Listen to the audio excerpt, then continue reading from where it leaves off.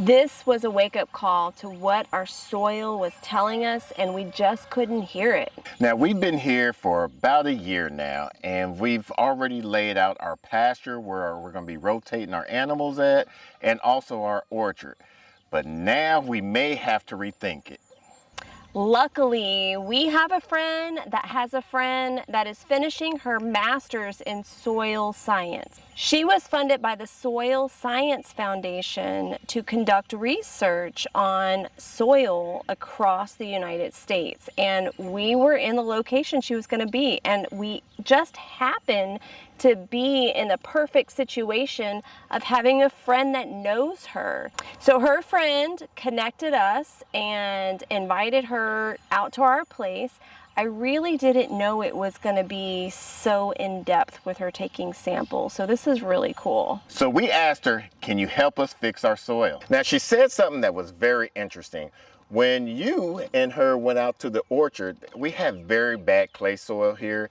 And she said the way to help increase that is we have to add some cover crop, which is going to build the soil. She said that we might have some nitrogen deficiency because of the heavy clay and compaction that's been happening throughout the years. Bonus, we also learned about the soil web. Yes. When all this standing water and saturation that we see here, if you densely plant some cover crops, and so that could be a combination of things that'll both have strong root systems that'll go in there, break up that clay and compaction, and then it could also be things that add organic matter,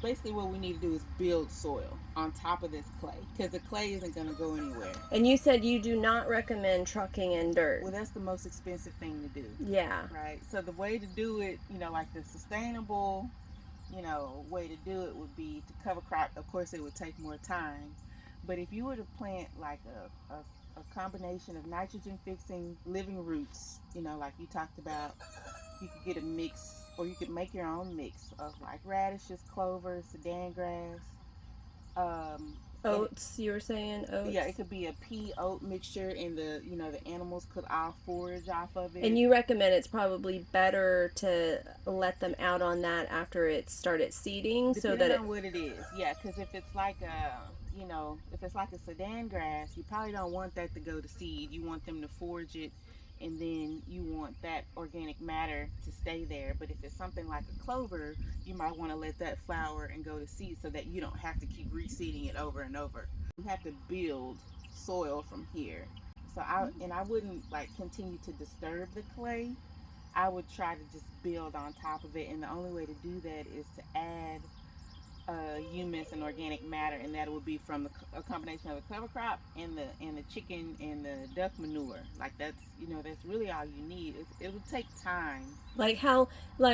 In your professional opinion, you're thinking in a few years. I'd say 3 seasons. Yeah, there is some level of fertility, so I'm confident that things will grow here. But there's going to be nitrogen issues with all the clay and compaction. We're in this for the long haul. Yeah. And I mean, this is our 1 year anniversary. Here actually. Really sloping terraces. So at one point this was probably a floodplain. And what are you referencing? I'm looking at a soil map.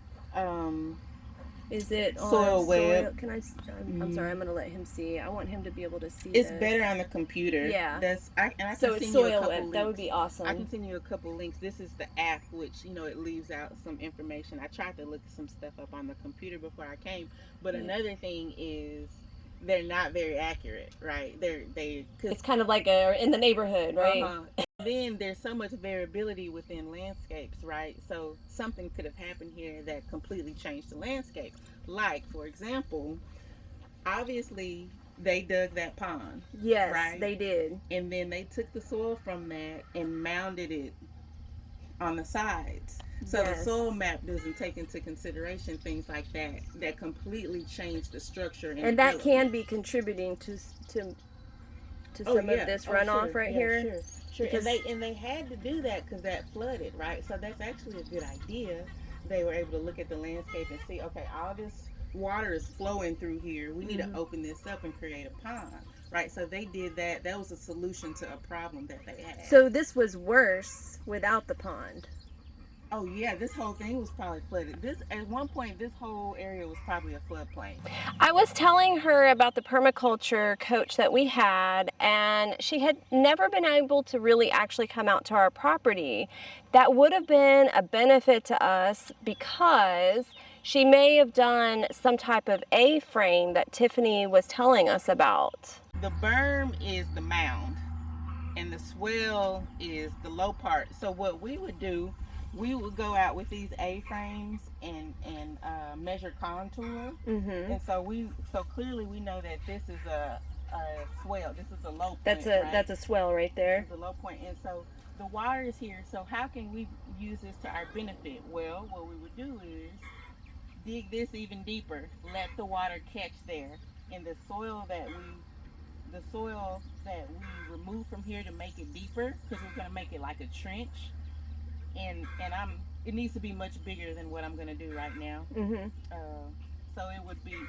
We would think swell, so trench, water flows, and then right next to it would be the berm, the mound that we plant in.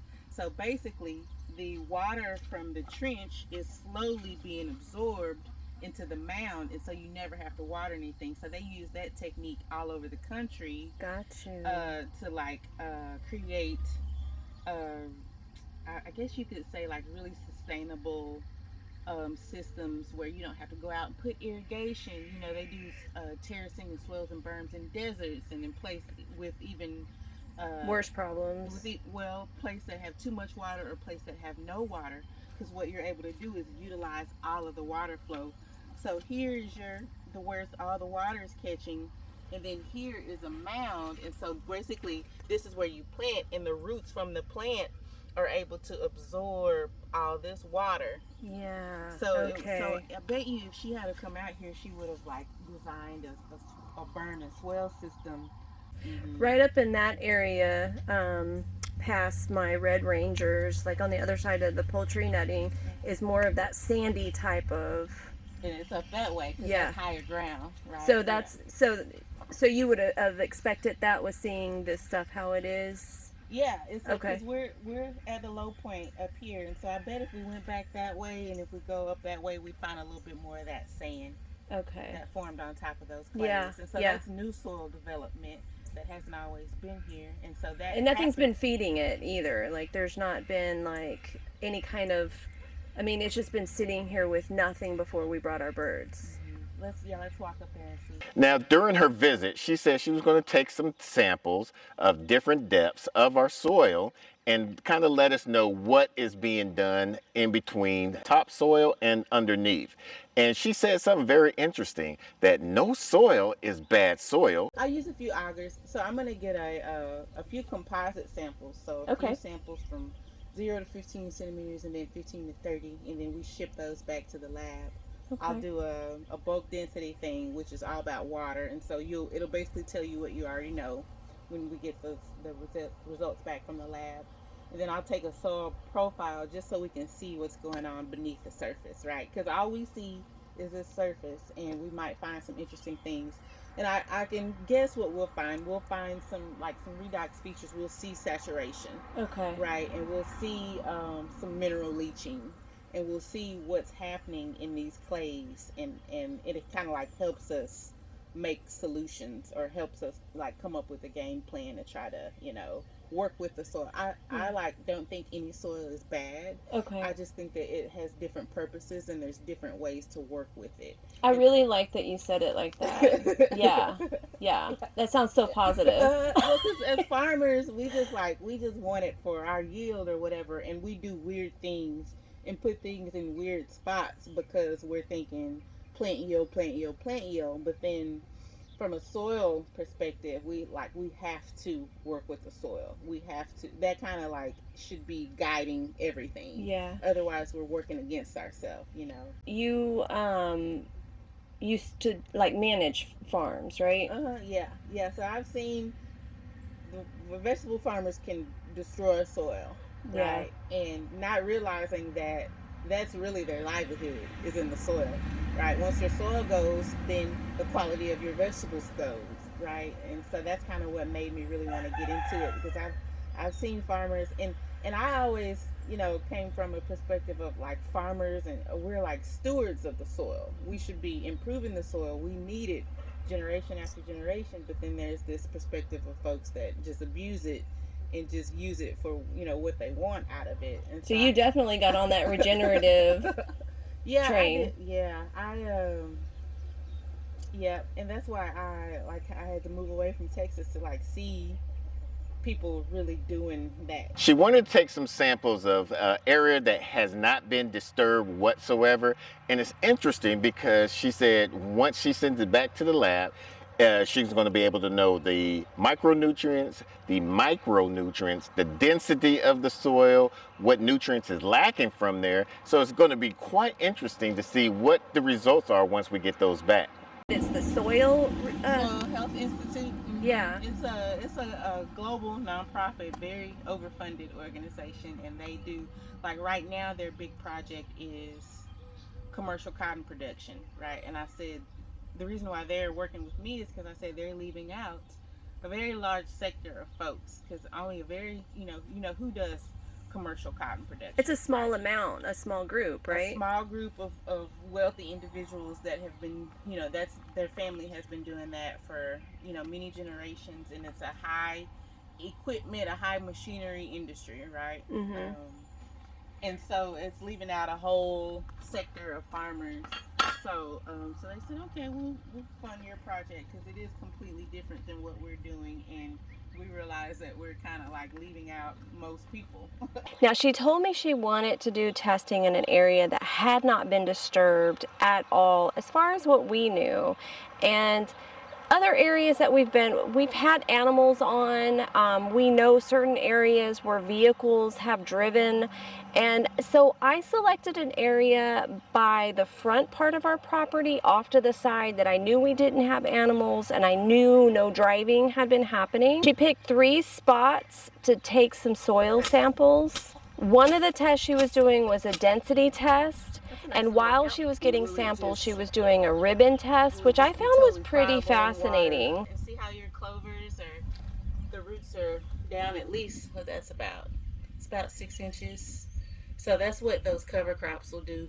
And then the largest one of all is in a PVC pipe, and it was really cool because you could see a visual image of our soil. Like, it starts off really dark and rich, and then it just gets lighter and lighter. It was cool to find out that we have very high grade pottery soil on our property. Now, it was real cool seeing her lay out all that soil and showing us and talking about the plow pan for when you're tilling the ground so much you have that compacted area.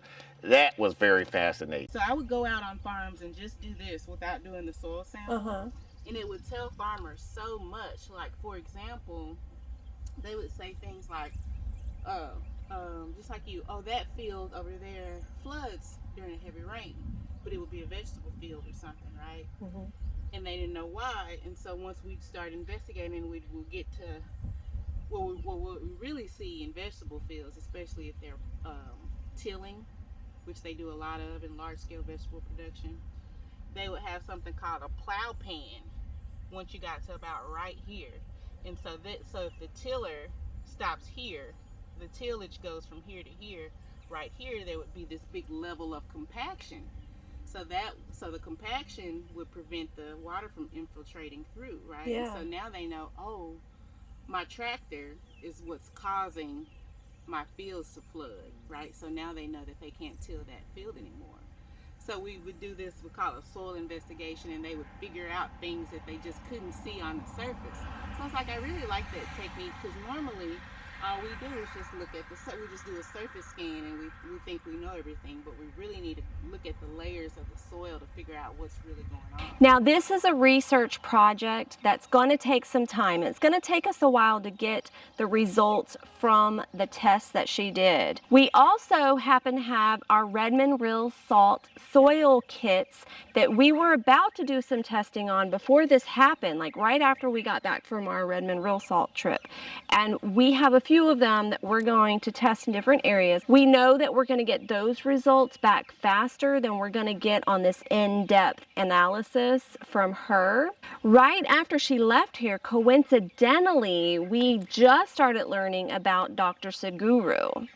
Which he said a quote, which she kind of piggybacked on, was talking about to improve our soil. We're going to have to do the cover crops along with adding animals with the manure. Building soil. Yeah. So what he was saying was organic content can't come from machine. It has to come from some type of vegetation along with animal manure. At the rate we're going right now, by 2035 to 2040, if we don't start building our soil, we will be growing 40% less food with 9 billion of the population. And what he was saying, when you add in that organic matter and whatnot, you're going to help increase the fertility of that soil where you're not even going to have to water as much. And these has been studies that he's been doing in Africa where there's very little rainfall and it's been producing a lot of yields and crops for them. Way worse than Texas. He's always been interested in soil and kind of dragged me down this rabbit hole. And I've been really interested in learning more about micronutrients and macronutrients and all this stuff. And we really didn't know everything about our property. We did do a video about the plans that we had or we thought we had. And we'll put that off to the side or down below if you're curious about that, because things are going to change.